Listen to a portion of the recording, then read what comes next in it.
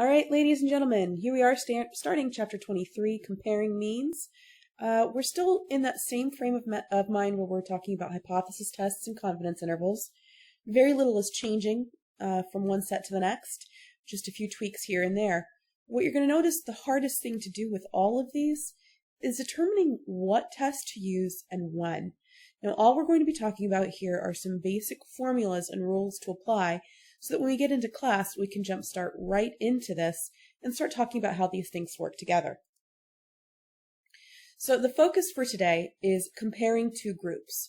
Rather than looking at just one population parameter, whatever that may be, we've often found that it's much more interesting to compare multiple parameters.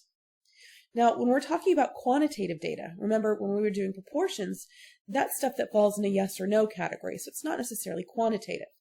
But for quantitative data, our displays are box plots, side-by-side histograms, stacked histograms, and we can see a lot by comparing them.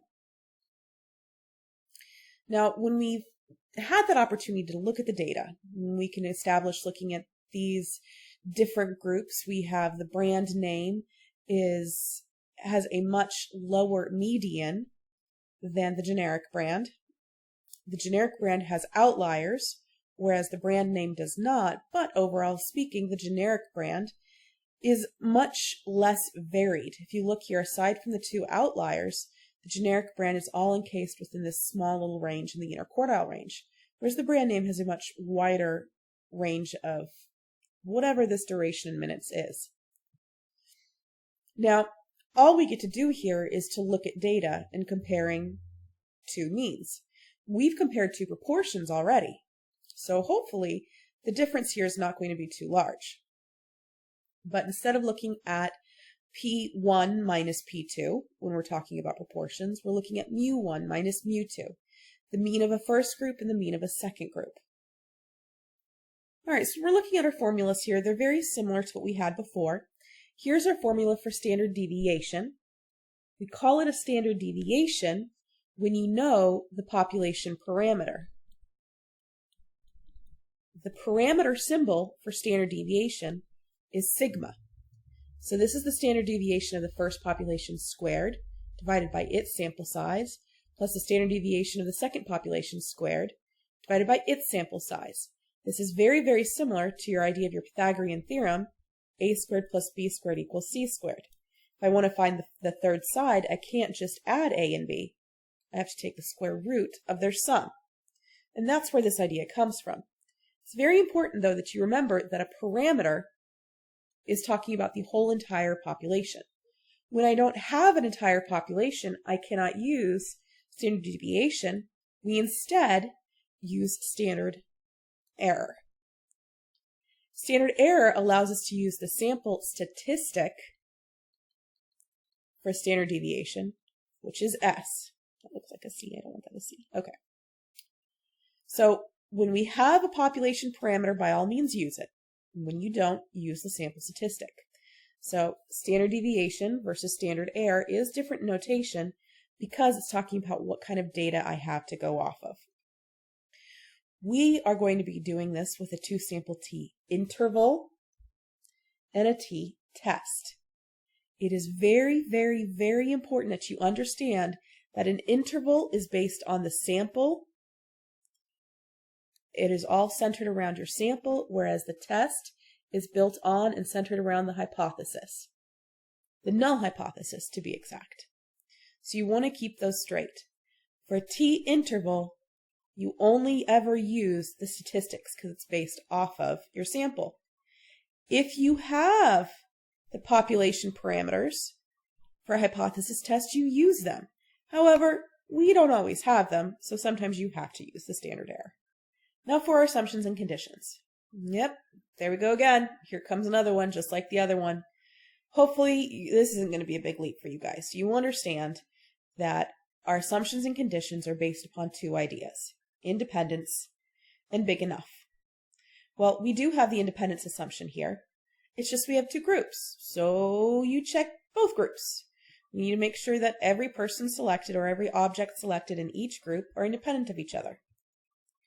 Now we can do that by meeting the randomization condition. Randomization helps take us out of the equation as to whether or not we're influencing the decision process. And we also want to make sure that the sample size itself is not too big. Now, the great thing here is this is not going to be a deal breaker. If you do not state 10% condition, you might be okay with this. I'd still really suggest you record that, but it's not as big of a deal with this problem, considering when we had NP and NQ, that product had to be bigger than 10. And you might have a sample of 100. If the chance of success is only a 2%, that's still not a big enough sample. Well, for this, there's no success or failure. So we're really just basically saying, you know what? As long as you have a certain size sample and you meet the next condition, you're okay to go. That next condition being the normal population assumption. And what that says is that both groups are going to come from populations that are nearly normal. So we're looking at both groups to have NPP plots that are practically linear. I don't mean by that a curve is appropriate. If there's a curve, you have to state that there's a curve, that it's not nearly normal. You have to check for outliers, and that's very visible by looking at a curve. Or you can draw pictures of histograms. You need to draw a histogram or picture of both. Be very careful with this. Make sure that when you're saying NPP, you list the NPP of which group. You cannot dump them all together in one big group. You'll have to say NPP of group 1, NPP of group 2. Okay? Now, the only thing that's different, because we're talking about two groups, is we add this little thing that the two groups themselves have to be independent. And remember, if you don't say that the two groups are independent of each other, it didn't happen. You have to be very, very clear on everything. Do not assume that the grader, the reader, or whoever is looking at your paper is going to know what you're talking about. You have to spell it out for them. Now, the test statistic. When your conditions are met, the test statistic of interest now involves the difference of your two groups. So this first piece here, those are the differences in averages between your samples. The first sample minus the second sample. This is your hypothesis, your hypothesized difference. That is what we expected the first group to be minus what we expected the second group to be. This is still the idea of observed minus expected divided by the standard error or standard deviation. We're using standard error here because we're testing what we know to be true about a population. We don't actually happen to know what the standard deviation here is. So again, this looks a lot more complicated, but it's not. Observed minus expected divided by standard deviation or standard error. The observed and expected, make sure you're very careful, make sure that you follow the same pattern. 1 and 1, 2 and 2. Whatever group you start with in your observation has to be the same as what you expected. Really doesn't matter in standard error, but we'll come back to that later. What you will need to know is that, again, formula for your standard error. Please, please, please, again, remember, it's S squared over N1 plus S squared over N2, and you take the whole square root of all of that. The two-sample t-interval, remember, the t-test is your hypothesis test, and you only state the test statistic t if you're doing a hypothesis test. If you're doing a t-interval, you do have slightly different formulas. Now we're still talking about the difference of means, but a t-interval is always based off of, that's right, your sample. So when we do this, we center it at whatever our observed difference is. So that's our observation. Plus or minus your critical value, your test statistic, that T star. That means depending upon whatever confidence level you want, you either do inverse norm, inverse T, whatever you need, and that goes here. And then the standard error. So again, a little bit different, but pretty much the same. Observed plus or minus critical value times standard error. Okay? And just like before, for these guys, all of these tests can be done in our calculator. You just need to make sure you list the formulas. And so still, our standard error for the difference of means is still that formula. It's not changing, just making sure that you understand what this is. Now your T star still goes back to that same thing, inverse T, just like we used inverse C. Now we've already talked about the main idea behind a hypothesis test, the test statistic, what that looks like.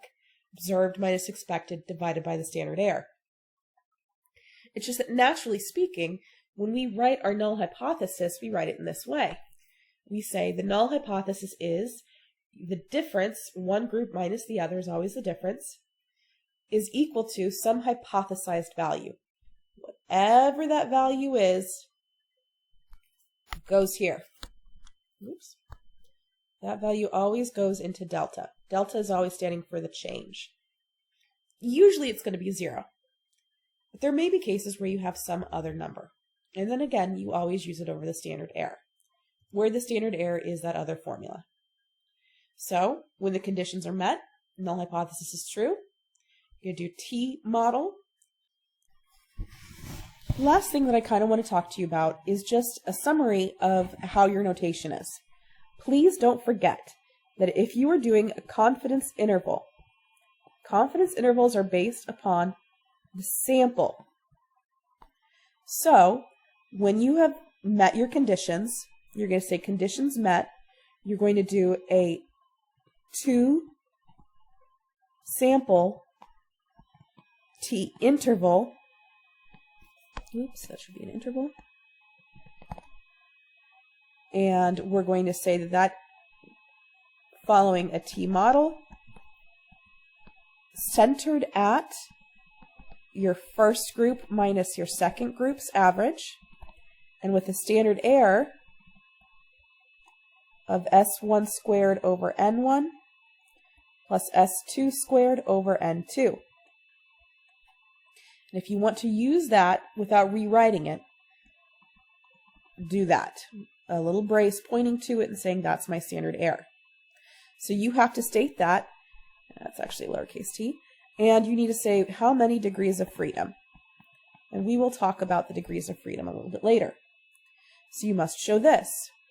You must also show either the formula y bar 1 minus y bar 2 plus or minus T star, depending upon your degrees of freedom, times SE. Those are the mechanics that you need to show for a confidence interval. For a hypothesis test, that's based on the hypothesis. Again, conditions met, you will perform a 2 sample T test, and that's going to be following the model T. This time, your mean is centered at whatever your hypothesized value is, whether you want to think about that as delta sub 0 or mu1 minus mu2, whatever you think your null hypothesis number is. And then you still have the same value for your standard deviation, or your standard error in this case.